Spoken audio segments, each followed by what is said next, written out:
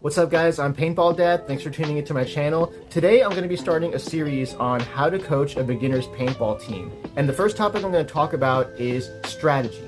Now there's a lot that goes into coaching, but I want to start with strategy because I feel like it's probably the easiest topic to start off with, and it's the topic that's most likely going to have the most immediate results that you can see on the field. Now the reason I'm making this video is because I've been coaching a beginner's paintball team since the end of last year, and the team that I've been coaching has actually been podiuming every single event.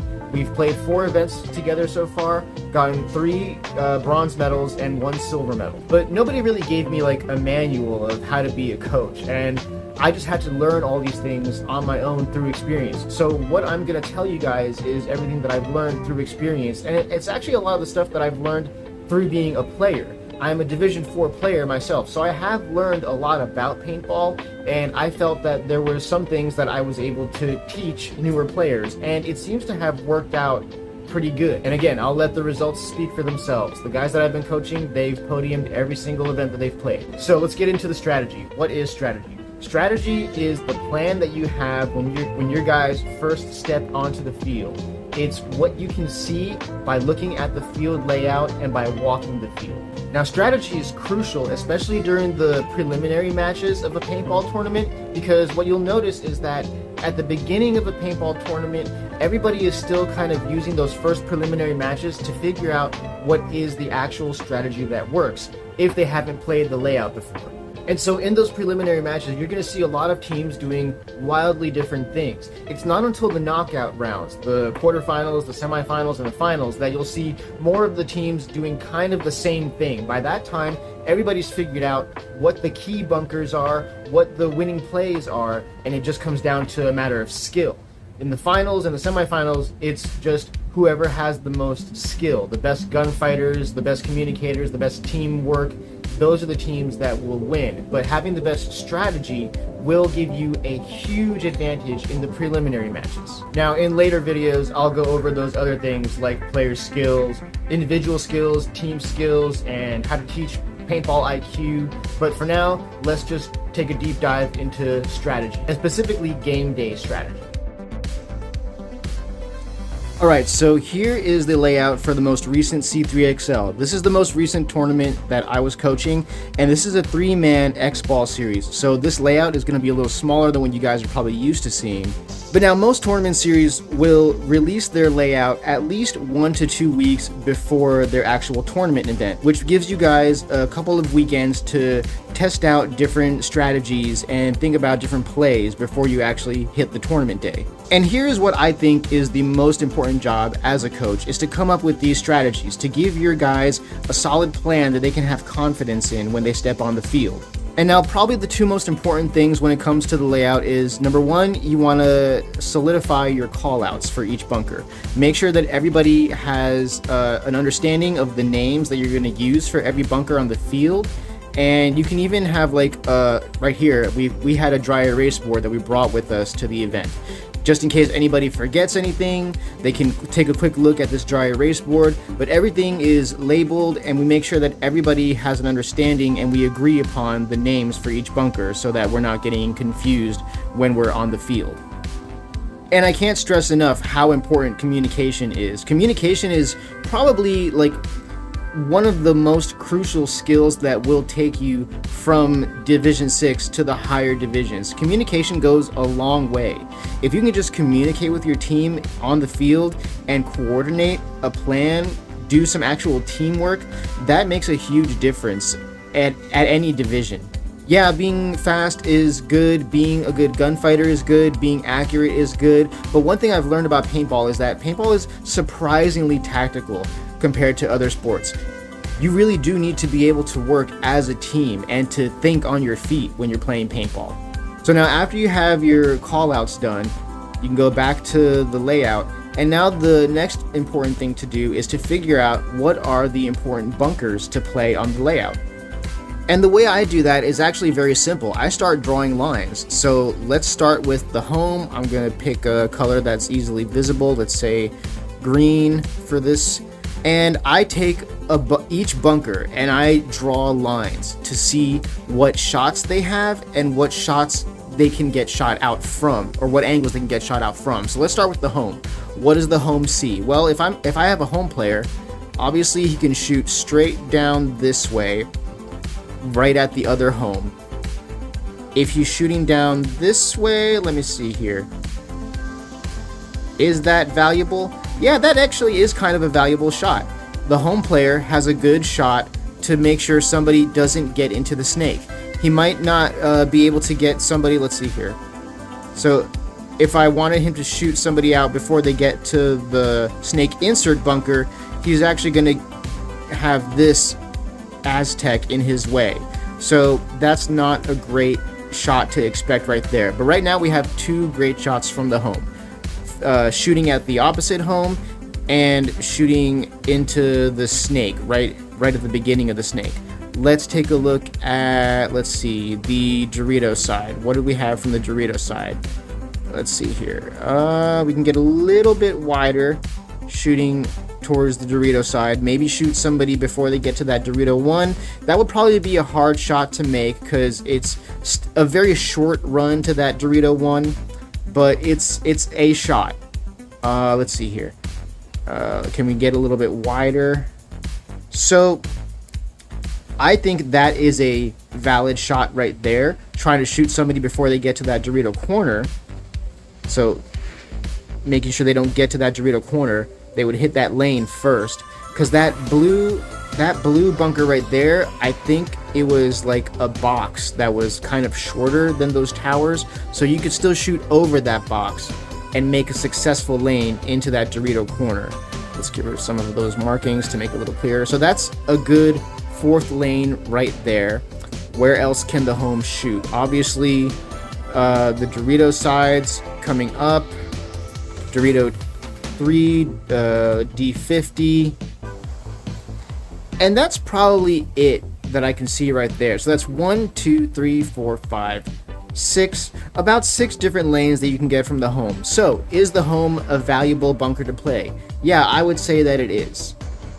And if I recall, I think for pretty much all of my plays, I did have somebody at the home trying to shoot a lane off the break. And now we have to do that for pretty much every bunker on the field. Let's go to that big Dorito corner. So if somebody's at the Dorito corner, what angles, what shots does my D corner player have? So let's see. Obviously, there's the tape side. You're going to be fighting with your tape side. That's just a given. Now, the cool thing about this Dorito corner is that it's very widely offset from the Doritos. So if you can shoot out that Dorito corner, that gives you a lot of reign over the D side. You pretty much have full authority to just dominate the Dorito side, and you can shoot inward. Yep, right there. That's a good shot right there. Let's see here. Right there. Okay. That requires some wrapping around, but like I said, if you've already eliminated the Dorito player and you have free reign to move around as openly as you want and wrap around that Dorito tape side, then these are some shots that you can see. Now, if you don't have that, then let's see here. From the reverse side, or from the inside, you still have that shot right there, shooting over that brick in the middle and onto that snake side tower. Then let's see here, a little bit more inside, you can also shoot at the snake insert. That might be it. Let me see here. You might be able to get a shot at the home. Again, if you shoot over that brick right there and just to the side of that Dorito side tower, you might be able to get a shot at the home. So you got at least 3 lanes from the inside and what was it, like 5 or 6 from the outside of that Dorito corner. So is the Dorito corner a valuable bunker to play? Heck yeah, it is. And I think in most of my plays I did have somebody trying to get to the Dorito corner. Now I want to backtrack a little bit and talk about the lanes that we saw from the home, because these are actually going to be very crucial to take note of, because not only do you want to determine whether or not the home is a valuable bunker to play, you want to make sure that you are aware of the lanes from the home, because the home player is going to be the player that's most likely to set up a lane right at the very first second of the game and try to shoot out one of your wide runners. So you want to make sure that you are aware of what bunkers are going to be a little too difficult to make off the break. So for example, in this layout, that Dorito corner is probably going to be a little bit too difficult to make off the break. It's going to be pretty easy to get to that small Dorito right there and then eventually break out to that Dorito corner. But by the time you're already here in the line of shots for that lane to the Dorito corner, that's about, I'm gonna guess it was like maybe like 4 or 5 steps. That's that questionable range where like somebody who has some good talent probably could set up a lane in time that it would be steady enough that they might hit you. Now over here, getting into that baby Dorito, that's only like 2 or 3 steps. That's going to be really difficult for anybody to shoot you out before you get there. And this is actually what we did for most of the day. I had a player going to that baby Dorito and then filling out to the Dorito corner when they were able to fight their way out there. And then once you get an in-depth knowledge of where the good bunkers are, you can come up with your plays. So for example, this is one of the plays that I created for this last event. This is actually one of my favorite plays. This was kind of, I think, like an unexpected thing because we went heavy on the snake side. And a lot of teams were expecting that the Dorito side would be like the side to play because you got that huge bunker in the Dorito corner. But what I noticed is that a lot of teams would get a player into that Dorito corner and they would get stuck there. So in the end, I noticed that the Dorito side wasn't actually as big of a threat as anybody thought it would be. So I said, all right, well, that means we can focus more on the snake side. And this play actually worked out quite well. I realized that we can pretty much guarantee to get a snake player into the snake as long as he takes that pink route that I made in the middle, running straight upward towards that Aztec and then cutting over into the snake, or as we called it, the Viper. The inside snake we called the Viper, and the outside snake we called the Snake. And then he would have coverage from the player at that snake can, and then the home player would be the only player who is really focusing on the Dorito side. But that's fine because, like I said, the Dorito side did not push up very much. It actually turned out that the snake was really more of the threat in this layout, which is kind of expected because that's kind of the golden rule for every layout, is you can always expect that the snake is going to be the most dangerous position on the field.